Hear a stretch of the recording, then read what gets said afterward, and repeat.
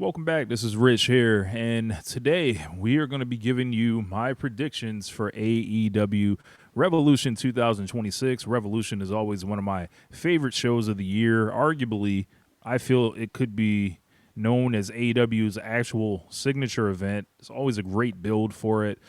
They take the first 2 months of the year off on pay-per-view, so it gives them a bunch of time to build up the television, get a huge TV special in there, and usually deliver a pretty great world title match, I would say barring last year, in a very deep card that runs at, one of the biggest, buildings of the year in LA, high profile, going to be in the Staples Center or the Crypto, whatever they call it.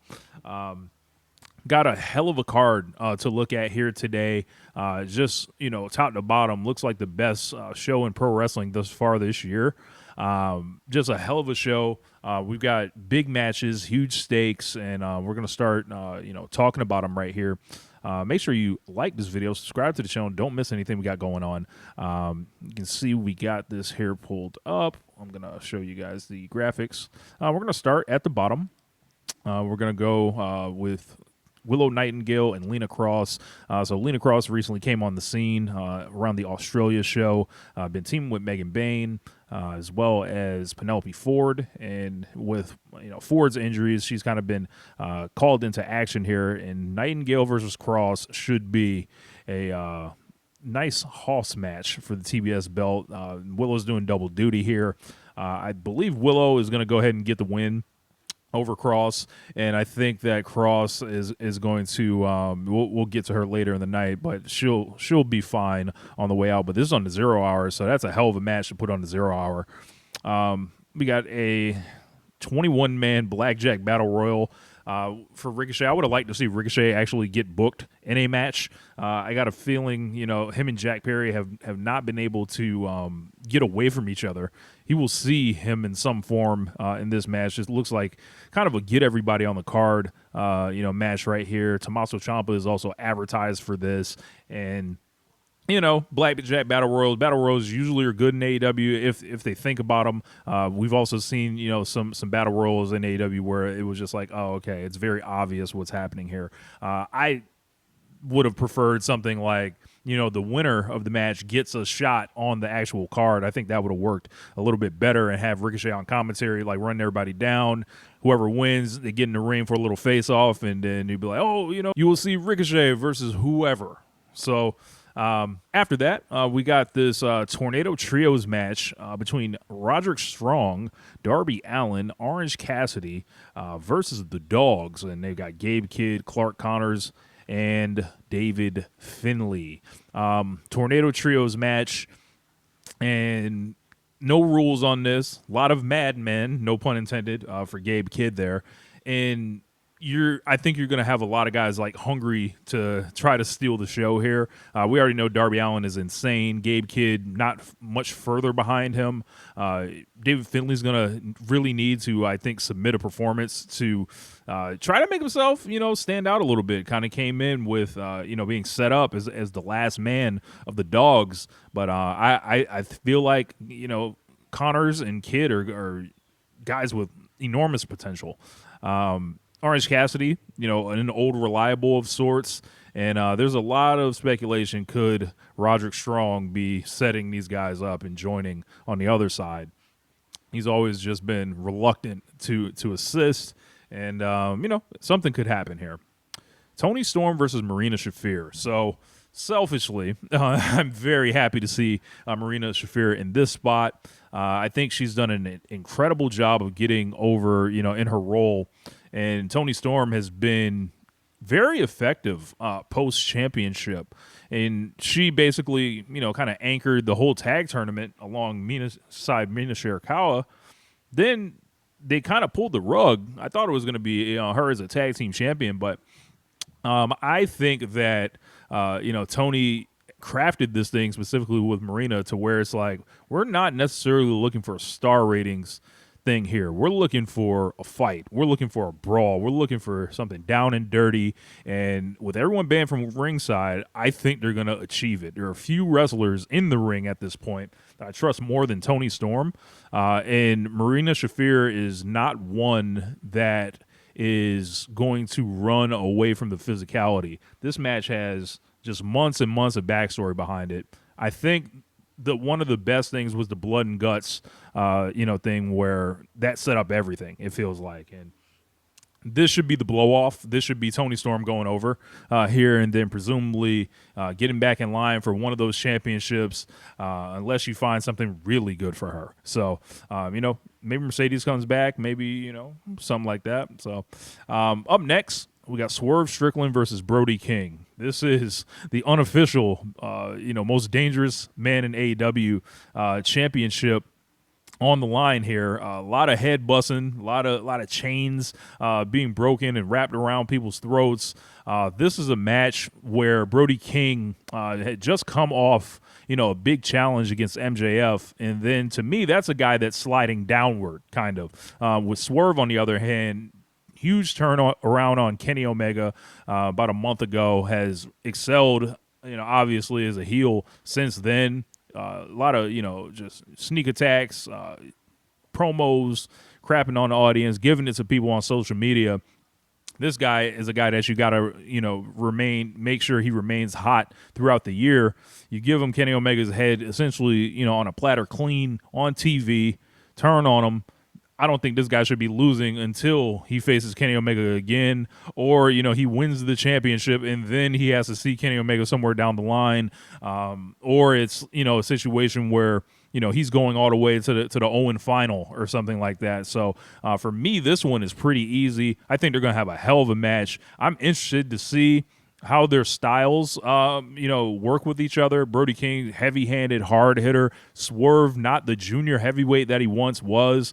Clocking maybe around 230, 232 at this point. So he's, set to really go in there with this guy. There's going to be guys that are physically imposing going at it right here. I don't think we're looking for a PWG match between these two. So I'm going to take Swerve here. Just, the booking kind of necessitates that he keep moving onward and upward. And Brody King, I think he may have, already kind of seen, his ceiling of what, can be done that in a type of role you can use him in with the MJF run. But that's not to say he couldn't, return to that again. But I think he peaks as a strong TV challenger, and then we have to take something else to get him to that next level.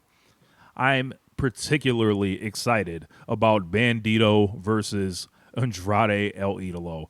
This guy, Andrade, ever since he got the WWE logo off of him, has just found a way to become the wrestler I always thought he was. And he has emerged with another level of cool, with debonair, with swag, and wrestling ability, going over Kenny Omega, going over Swerve Strickland in those two back-to-back things. So, he's already kind of established on that level right now. Lost to Hangman Page. I think there's a face heel dynamic. They weren't going to do Andrade and MJF. It just doesn't work like that. But this is another guy. You keep him strong for a while, and then when you got a babyface champion again, they're going to have to see this guy down the road. Bandido. We already know what this guy's about. These guys are going to be in there together. This has been one of my most anticipated matches. Just wondering what that would be like. They're in LA. There's going to probably be a heavy Mexican presence, in the building. Just if you know anything about the demographics in Los Angeles, this match could be a match of the year candidate. It's going to, when you talk about high level, break the scale type wrestling. Last match I said I don't think is star ratings we're necessarily looking for between Marina and Tony and Swerve and Brody King. I don't think that's the goal for them. But Bandido and Andrade is going to have it laid out for him right there. I think there's going to be so much, kind of high flying and hard hitting and just stuff to make the crowd, just ooh and ah and be in amazement. And, Bandido is looking up at a guy in this rivalry that they've kind of treated Bandido like kind of a mark like you're a mark for Andrade. That doesn't bode well. I think Andrade is going over here, and I will, see, what it leads to for Bandido, who still has that ROH world title on him, I believe. So maybe it's something to set something up down the road. Trios World Championship match. Don Callis family, Okada, Aussie Open, taking on Mystico and Jet Speed. Just throw this match on there, and it's just like, oh, yeah, it's there. No reason to really switch belts or anything. I don't think Mystico's going on the road or anything. But this should be spectacular. Great workers in there. Okada and Mystico across from each other is going to be incredible. As he, earlier in the year stood across from Hiroshi Tanahashi. Now he stands across from Mystico. I think that's just something interesting to take note of. Fletcher and Speedball coming directly off, a match that was rated 5 stars by Dave Meltzer last week. Anytime they're in the ring together now, I think is must see. Kevin Knight percolating kind of in the background with Swerve. I wonder if that's going to come into effect here. I feel like the Don Callis family keeps this kind of with ease, and I think this is, going to be. Maybe this opens the show. We'll see how it goes. Women's Tag Team World Titles. It's time for the Babes of Wrath to give it up. I never expected them to actually win the championships in the first place, and this seems like the perfect place to do it. Lena Cross and Megan Bain, there was a camera shot of them on Collision where they shot them like kind of looking upward, and they just look like the most dangerous women in the world that you just never want to fight or see. Gigantic warriors. So new champs, and that's kind of how Willow will kind of be able to get rid of those tag belts because at this point it's time for Willow to really stand on her own too and ascend in the company. She's done the holding Chris Statlander up. She's done giving Harley Cameron the credibility. It's time for Willow to really step into who she is, I believe. AEW Continental Championship is going to be Jon Moxley versus Konosuke Takeshita. These two have had, I want to say, at least 3 singles matches. There was one of them I really didn't like, which I believe was Double or Nothing 2024, when Moxley had the IWGP title. Something wasn't right with him, and they worked a match on the arm. They tried to have this body part match that it stunk flat out. But last year in the C2, they redeemed themselves to me, and I believe I was on Twitter in all caps basically saying, yeah, man, this is what I thought these two would be capable of. So no time limit. They obviously did the draw in Australia.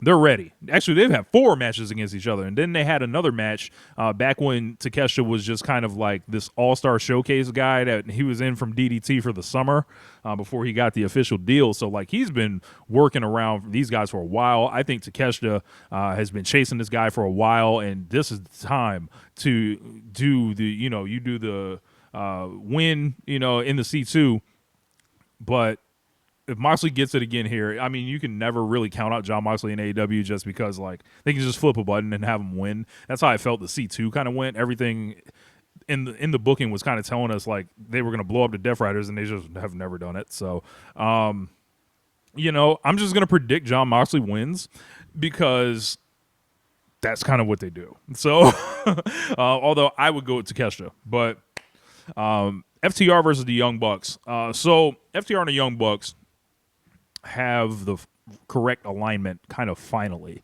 and it seems like they're both doing good work at the same time, which has kind of been a rarity in this rivalry. There's always been weird elements overhanging this thing, CM Punk, Pandemic, not equating those and saying those are equal, but maybe if you did take it that way, I didn't want to ruin it for you. And then, like, sometimes where the Bucks will be the heels, where it's like, okay, yeah, you could do that, but for me, it's not ideal. I think just looking at their wrestling style, they're flashy, they're athletic, they are really one of one in a sense. And this time where they meet up in L.A., you would think that the babyfaces would be going over here, but I don't feel like it's, the next time that the Bucks wins the championships yet. It feels like FTR is holding on to these things, and the Young Bucks will continue to prove their selflessness and their willingness to build up all elite wrestling and other people. FTR, they've given so much to them, already. They've given them a job, they've given them their name, and they're going to give them their shoulders in their hometown next, I think. So I feel like, there's going to be some hijinks. FTR attacked their brother in this thing. I think he's going to somehow get involved in it. There's going to be something dramatic, I think, that happens before Stokely, kind of comes out of nowhere and makes something happen for FTR. I'm taking FTR here, and perhaps they get the all-time classic they're chasing. I don't think they have one, and I know that might be controversial to people that think they might have one, and I was there in person when they had that ladder match, which was, like, incredibly physical, and it featured the return of Jack Perry. I thought it was really great. I didn't think it was, an all-time classic match or anything, but the stage of Revolution, I think, will bring this out of them. So women's 2 out of 3 falls match. We got Kris Statlander and Techla. So Techla obviously won the championship mid-build on this thing, has been on fire, has been a wild woman, a mad woman per se, cutting promos in the ring, in the video packages, the stairwells. She's, gone over Thunder Rosa, and Statlander seems bothered by something. Like, she seems like she is not her normal self, and it feels like she is going through some type of an adjustment that does not necessarily play out right here. And Techla, like, I think cutting her off right now would kind of be malpractice and almost on the borderline of insane. When you think about how Techla came in, right, and she kind of ascended to the championship so quickly, could you do that and yank the belt off of somebody and be like, okay, we did it to establish them at the level and they're always a threat? Absolutely, you could do that. However, I think she has such positive momentum. And you look at it, she won this belt before Bane. She won this belt before Mercedes. She won this belt before Willow. She won this belt before a lot of people. And I think keeping her with that, the unit intact, there are reasons for people to go after her. And I think she's well-rounded enough as a wrestler, as a personality, as a promo to really be something compelling to hold this belt arguably all the way up until All In. So, and depending on, how the storylines go, how hot somebody gets, she might have it even longer at this rate. We never know. So, I would love to see Techla win in 2 straight falls. I don't think that's happening. They're going to give Statlander a certain level of booking respect. I think this is a part of pro wrestling to where they will try to smooth this out across the board. If you look at how they did it already, right? They want to give each of them something. The first match they had, Statlander wins. The second match, strap match, Techla wins on TV. Now they're doing a 2 out of 3 falls match. So, like, someone's going to win 2 of those, but someone's going to also get another pin. So there's a lot of falls going, and I think it'll just put someone up by 3. But the strap match had all the interference and all that. I'm kind of anticipating this one to actually be pretty clean. So Techla will be holding on to the championship here. And AEW World Championship. I did a extended video about this recently. Make sure you check it on the channel. But this is for the AEW World Championship. Texas Death Match. Hangman Page has had classics in the Texas Death Match format against Swerve Strickland, against Jon Moxley. He had Christopher Daniels in a Texas Death Match as well. So this guy knows how to do these. He's a sicko. He's a psycho. And MJF's going to take his heart. I hate to tell everybody. I don't think you volunteer some stipulation like that when you necessarily don't have to, without it coming back to haunt you, without it coming back to basically break everyone's hearts. I wouldn't do this. But everything in my heart is telling me MJF is about to shut the door on Hangman Page's AEW World title hopes for the foreseeable future, barring insanity in our future days. MJF has been on a roll quietly.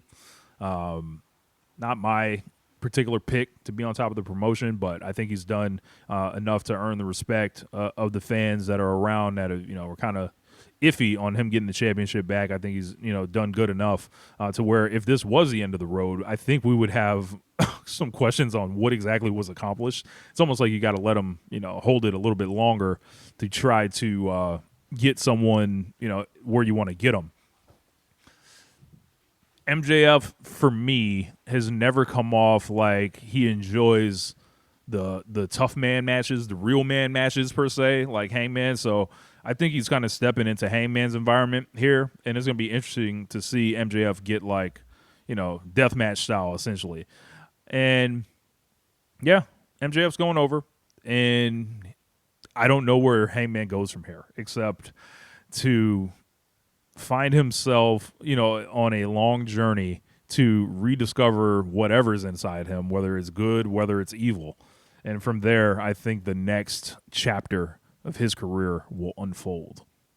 Anyway, I think that AEW Revolution is set to be one of the great cards probably in AEW history.